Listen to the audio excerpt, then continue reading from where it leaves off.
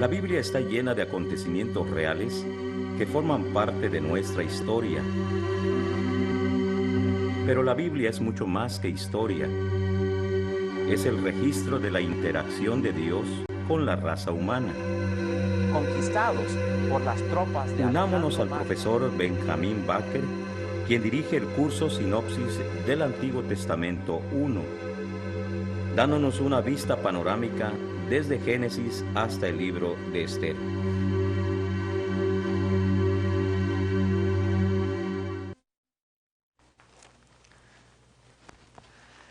Bienvenidos a otro tour de eventos en el período de la monarquía en Israel. Espero que sea muy útil para su comprensión del Antiguo Testamento. Esta vez estudiaremos primero y segundo de Reyes. Estaremos hablando de muchas dinastías, casas reales, reinas y reyes.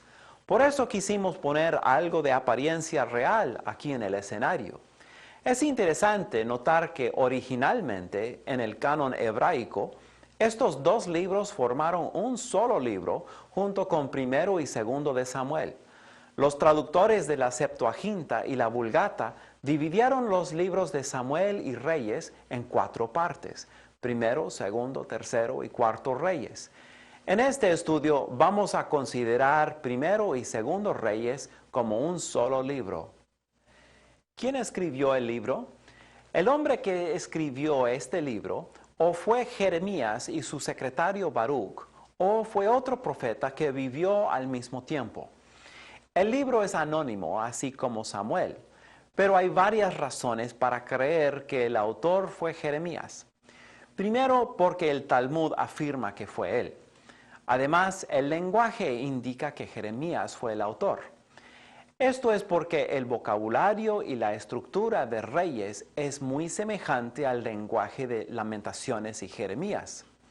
El autor tomó mucha de su información de otros libros disponibles en aquel entonces. Por ejemplo, el libro de las Crónicas de los Reyes de Israel, mencionado en 1 Reyes 14:19, y las Crónicas de los Reyes de Judá, mencionado en versículo 29. Es posible que más tarde estos dos libros fueron unidos, formando el libro de los Reyes de Judá y de Israel. Por lo menos una parte de Segundo Reyes fue escrito de lo que él observó personalmente. Pero tenemos que concluir que el Espíritu Santo guió al autor a recopilar información que los escribas de los reyes ya habían escrito. De esta manera fue una selección y preservación divina. El profeta Jeremías nació en Anatot, en la tierra de Benjamín. Era hijo de un sacerdote. Tuvo un ministerio largo en Judá que durante el reino de rey Josías de Judá, o sea, en el año 627 a.C., y terminó varios años después de la destrucción de Jerusalén en 586 a.C. Ministró a los judíos de Jerusalén antes de y durante los 3 ataques de Nabucodonosor, rey de Babilonia. Después de la destrucción de Jerusalén en 586 a.C., Jeremías fue llevado a Egipto por algunos judíos. Es creído que Jeremías murió allí en Egipto cerca del año 575. Según la tradición, murió una muerte horrible, el ser aserrado. ¿Cuál es el sentido del título? Esto es tomado de la primera palabra del libro, Weá-Melech, que quiere decir y el rey. Simplemente de esto se trata todo el libro. ¿Cuándo fue escrito el libro? Por supuesto, la fecha depende del autor. Si en verdad lo escribió Jeremías, entonces es fácil, pues su ministerio fue de 40 años. Jeremías era joven en el año 626 a.C. y ministró durante los reinados de 5 diferentes reyes de Judá. Recuerde que para este tiempo ha pasado casi un siglo desde que el reino norte fue llevado cautivo por los asirios en 722 a.C. Entonces, los 40 años de ministerio oficialmente no terminan hasta el año 586 a.C., fecha de la destrucción final por los babilónicos. El último versículo escrito por Jeremías fue 2 Reyes 25-27, que dice: «Y levantándose todo el pueblo, desde el menor hasta el mayor, con los capitanes del ejército, se fueron a Egipto, por temor de los caldeos», o sea, babilónicos. Se cree que Jeremías fue forzado a marcharse hasta Egipto con el grupo de judíos que tercamente estaba esperando el apoyo egipcio. Es probable que siguió ministrando allí otros 9 años hasta su muerte en el año 575 a.C. La respuesta es de 626 hasta 575 a.C. Toda su vida estaba desempeñando el ministerio de escribir lo que Dios le estaba mandando. También tenemos que concluir que algún escriba o quizá algún profeta fue usado por Dios para completar los últimos 4 versículos. ¿Cuánto tiempo abarca el libro? Este libro sí cubre mucho tiempo, más o menos 400 años. Esto es semejante al período de patriarcas o del cautiverio egipcio o el tiempo de jueces. Va a ser difícil meterlo todo en un solo episodio, pero en realidad vamos a tener 2 episodios sobre la época porque enseguida estudiaremos a los libros de Crónicas. Estos libros tienen un traslape completo del mismo periodo de tiempo. Entonces sobrevolaremos 2 veces el mismo territorio para obtener una buena vista de pájaro. Creo que ahora sería el mejor momento para hacer un repaso a través de 12 periodos cronológicos. Para esto he provisto una tabla. Usaremos los nombres de 11 libros más un espacio de tiempo que llamaremos exilio babilónico. Todos los demás libros ocurren dentro del mismo espacio de tiempo y por eso no los voy a mencionar. Una verdad muy grande en la Biblia es que deberíamos aprender algo de la historia. Esforcémonos, pues, a destilar ciertos principios de cada periodo.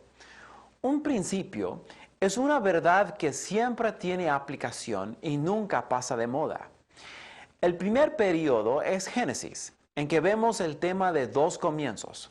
Dios comenzó la raza humana con Adán y Eva. Comenzó la raza hebrea con Abraham y Sara. El principio es que Dios comienza las cosas nuevas con las personas. En el periodo del Éxodo vemos 2 redenciones. La primera es que físicamente fueron puestos en libertad. La segunda es libertad espiritual, redimidos del pecado. El principio es que tiene que haber un nacimiento espiritual tanto como el físico. En Números aprendimos de 2 generaciones y el principio es que Dios asigna disciplina para la incredulidad. En Josué hay 2 divisiones. Primero para conquistar la tierra y luego para asignar los territorios. El principio es que la obra de Dios ha de ser cumplida de la manera de Dios. En el periodo de jueces hay 7 ciclos de pecado, opresor, llanto y liberación por un juez. El principio es que los que ignoran el pasado son condenados a repetirlo. En el primer libro de Samuel leemos de 2 reyes, Saúl y David. El principio es peligroso dormirse sobre los laureles. En el segundo libro de Samuel vimos 2 estilos de vida. El principio es que hay consecuencias aún de los pecados perdonados. El primer libro de Reyes es sobre 2 reinos que eventualmente terminaron en 2 diferentes exilios. El principio es que hay seguridad en hacer caso a los consejeros sabios. El segundo libro de Reyes habla de 2 exilios. Dios cobrará lo que se le debe. Entonces llegamos al periodo del exilio del reino sur en Babilonia. En ese lugar de Mesopotamia ministraron dos profetas que sufrieron mucho, Ezequiel y Daniel. El principio a aprender es que el servicio a Dios puede involucrar el sufrimiento. En Esdras y Nehemías hay dos retornos a la tierra por el remanente fiel. Hacen una restauración de dos edificios, primero el templo y luego los muros. El mensaje en este periodo es que la actividad física ha de ser balanceada con la actividad espiritual. La discusión anterior fue para ubicarnos en el periodo de tiempo que corresponde a Reyes. Comienza con la accesión de Salomón al trono en el año 971 a.C. El primer libro termina con el reinado de Josafat en el sur y con Ocosías en el norte. Transcurrieron como 125 años en el primer libro. El segundo libro sigue la historia y termina con el rey Sedequías. Este fue el último rey de Judá. Fue el último porque los babilónicos invadieron a Judá. Uno de la familia real, llamado Joaquín, es mencionado en los últimos 4 versículos del libro. Es como un pequeño apéndice escrito por otro autor. Dice que cuando Evil-Merodach ascendió al trono, después de la muerte de Nabucodonosor, que sacó a Joaquín de la cárcel, el año en que todo termina hubiera sido 560 a.C. Entonces, 250 años en este libro, y entre los dos libros, un total de 375 años. ¿Cuál es el propósito del libro? Hay una coordinación especial entre todos estos libros. Las historias están entretejidas de una manera tan majestuosa que ningún escriba hubiera organizado todo esto. El autor quiso completar la historia del reino de David porque Samuel solo registró la primera parte. Así como Samuel termina con la compra del sitio para el templo por David, también Primero Reyes comienza con la preparación de Salomón para construir el templo. Segundo Reyes continúa la historia hasta la destrucción del templo al terminar el periodo. El propósito religioso del relato de esta historia en cuanto a la obediencia al pacto también está presente en los libros. El devoto autor trata de poner énfasis en la conexión inseparable entre obediencia y bendición y entre desobediencia y maldición. Nos enseña el resultado que la nación de Judá va en cautiverio en 586. Posteriormente, Crónicas fue dado para animar a la gente humilde. Pero Reyes llama atención a la fuerte necesidad para arrepentirse y reconocer al Dios del pacto. Es la única manera de obtener la restauración del pacto. ¿En dónde tomaron lugar los eventos del libro? Principalmente estaremos ubicados en la tierra de Palestina. Pero después del capítulo 12 del primer libro, una distinción muy importante entra en vigencia y las cosas nunca vuelven a ser igual. Es una de las terribles consecuencias del pecado, y fue así. Salomón fue un rey exitoso políticamente, pero allí termina. Espiritualmente y militarmente estuvo cuesta para abajo. La paz y prosperidad que experimentaron fue tan delicada como la cáscara de un huevo. Entonces, cuando él murió, el hijo Roboam quiso hacer igual a su padre, pero no le resultó. La gente estaba fastidiada de los impuestos súper altos y de los programas en que fueron forzados a trabajar para el Estado sin ser remunerados. Por supuesto, se rebelaron, y el que dirigió la rebelión fue Jeroboam, hermano de Roboam. Pues la rebelión fue exitosa y la mayoría del país, o sea, las 10 tribus del norte, se aliaron con Jeroboam. Solo Benjamín quedó bajo el control de Judá al sur. Lástima, no evitaron esta tragedia. ¿Puede usted imaginar lo que pasaría si uno de los estados o provincias de su propio país declarara independencia del resto del país? Por ejemplo, Texas contra el resto de los Estados Unidos. Sería horrible y sangriento. Habría una división de familias y todo lo triste. Quiero que siga pensando así al leer de lo que llamamos la división del reino, porque las cosas fueron de mal en peor. Mire ahora la tabla sobre la nación dividida. Al reino norte lo llamamos Israel, al reino sur lo llamamos Judá. Esto es un cambio importante, ¿verdad? Primero Israel era el nuevo nombre de Jacob. Luego sirvió para referir a los 12 hijos y sus descendientes. De reyes en adelante solo refiere a 10 tribus. Los llamados judíos son de Judá. Y hoy en día la nación de judíos otra vez usa el nombre Israel. De ahora en adelante tenemos que poner cuidado para distinguir entre los dos. A no ser así, su lectura bíblica estará en una confusión. Note que en la tabla, por ejemplo, que en ambos reinos tuvieron 20 reyes.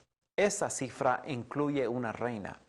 Pero en el norte tuvieron los 20 en mucho menos tiempo y repartidos entre 9 dinastías, mientras en el sur duraron 345 años como nación y todos los reyes fueron de la casa de David.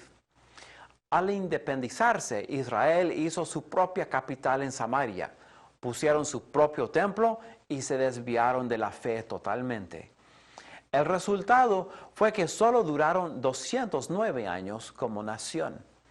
Le quiero preguntar, ¿cuántos años de independencia tiene su nación?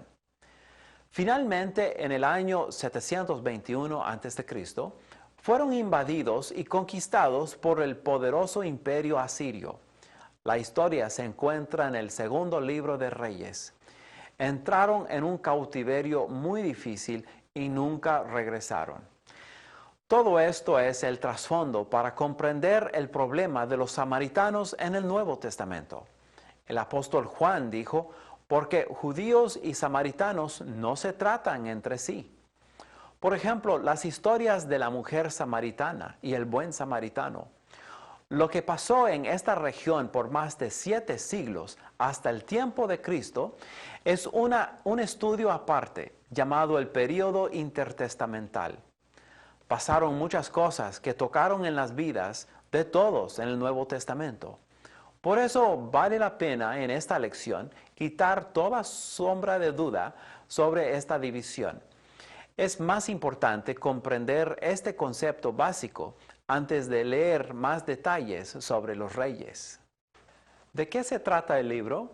Temas y contenido. En Primero de Reyes, los primeros 11 capítulos van desde la coronación hasta la muerte de Salomón. Primero, uno de los hijos de David aprovecha que su padre está en cama y hace una conspiración. Al rectificar el problema, tenemos la coronación de Salomón como rey sobre las 12 tribus. En capítulo 2, David da sus últimos consejos a Salomón. Al terminar, muere. Enseguida, el autor dedica 8 capítulos a la descripción del reino de Salomón en su esplendor y prosperidad. Su trono fue establecido y en capítulo 3 Dios aparece la primera vez a Salomón. En el 4, la organización del reino y la sabiduría del rey. Del 5 al 7 tenemos información sobre la edificación del templo de Salomón. El templo es dedicado en capítulo 8. Por segunda vez aparece Jehová a Salomón. En capítulos 9 y 10 tenemos otras actividades de Salomón, incluyendo la visita de la reina de Saba y la gloria de Salomón. Capítulo 11 solo registra la degeneración de Salomón y su reino hasta la muerte del mismo. La segunda división principal del libro va del capítulo 12 hasta el final. Trata todo desde la terrible división del reino hasta la muerte de Acab. El capítulo 12 es importante porque describe la división que ya hemos mencionado. Con el comienzo del Reino Norte nos informa de la primera dinastía en Israel. Del 12 hasta 14 nos cuenta del terrible pecado y apostasía, y finalmente la muerte de Jeroboam I. Luego vamos a Judá, en el sur, y vemos el reino de Roboam en Judá y su muerte. El 15 trata los reinos de Abiam y de Asa en Judá. Nadab fue hijo de Jeroboam primero y reinó 2 años. Fue matado y así terminó la primera dinastía en Israel. Capítulos 15 y 16 siguen en el norte. La segunda dinastía en Israel consistía de los reinados de Basa y Ela. La tercera dinastía en Israel comienza y termina con Zimri. Comienza la cuarta dinastía en Israel con los reinados de Omri, Acab y Ocosías. Esta dinastía ha de continuar en el segundo de Reyes. En capítulo 22 regresamos al sur para el reinado y la muerte de Josafat, hijo de Asa, en Judá. Ahora llegamos al importantísimo segundo Reyes. Así como en el caso del primer libro, es fácil de dividir en 2 secciones grandes. Primero, desde el reinado de Ocosías hasta la cautividad del reino norte. En los primeros 9 capítulos relata el fin de la cuarta dinastía de Israel. Ocosías sufre de enfermedad por su pecado y muere. Elías es trasladado al cielo y Eliseo recibe su llamamiento. De capítulos 2 al 8 están grabados los milagros de Eliseo. Brevemente regresamos a Judá para ver los reinados de Joram y otro Ocosías, pero en Judá. Jehú fue ungido como rey de Israel y éste mató al rey Joram, terminando así la dinastía de Omri. En este punto comienza la quinta dinastía en Israel. Mientras tanto, cosas tremendas están ocurriendo en Judá. En capítulos 11 y 12, la malvada reina Atalía intenta matar toda la descendencia real, pero Joás fue escondido en la casa de Jehová por 6 años. Capítulo 13 vuelve a tocar sobre Israel, el reino norte que ahora está en su quinta dinastía. Vemos los reinados de Joacás y otro Joás en Israel. La muerte de Eliseo ocurre en este tiempo y la historia milagrosa de un accidente en el cementerio. Sucedió que unos hombres estaban sepultando a un familiar cuando fueron sorprendidos por una banda de enemigos, pues arrojaron el cadáver en el sepulcro y corrieron. No se dieron cuenta hasta después que el cadáver tuvo contacto con los huesos de Eliseo y el hombre revivió. Así es nuestro maravilloso Dios. Seguimos alternando entre Israel y Judá. En capítulo 14 tenemos los reinados de Amasías y Azarías, también llamado Usías, en Judá. Hay un segundo Jeroboam y su reinado en Israel aparece en el capítulo 14. Sigue Zacarías y así termina la quinta dinastía de Israel. La sexta dinastía sobre Israel comienza y termina con Salum. La séptima dinastía en Israel es muy breve. Solo incluye los reinados de Manahem y de Pecaía. La octava dinastía en Israel involucra el reinado de Peca, que duró 20 años. En estos tiempos muchos israelitas fueron llevados presos a Siria. La tensión aumenta porque la final viene. En capítulos 15 y 16 hay un interludio en Judá con los reinados de Jotam y Acaz. Finalmente hay una culminación para este periodo en capítulo 17. Cae la novena y última dinastía en Israel y son llevados al cautiverio en Asiria. Es increíble que 10 de las tribus pudieron desaparecer de esa manera, pero así es la justicia de Dios. Creo que hay un remanente que salieron de Israel y fueron a Judá para seguir fielmente la religión pura de sus padres. Ellos fueron salvos y hoy día representan las 10 tribus perdidas. La segunda parte del libro trata exclusivamente con el reino de Judá. La segunda parte de Segundos Reyes, comenzando en capítulo 18, va desde el reinado de Ezequías hasta la cautividad del reino sur. Primero, el reinado de Ezequías. Es muy interesante ver que en este reinado Dios salvó a Judá del masivo ejército del imperio asirio. ¿Fue por su poder militar que pudieron resistir? De ninguna manera. Fue por la dirección espiritual de por lo menos algunos de sus reyes. Hubo periodos de arrepentimiento en el reino sur y por eso Dios escuchó su plegaria. Debería buscar un mapa sobre este periodo. Judá mantiene su independencia del enorme poder asirio y en el mapa Judá se ve como una isla de un color diferente en un mar de color que representa a Siria. En capítulo 21, el reinado de Manasés y el reinado de Amón. Después de él, Josías, que era bueno.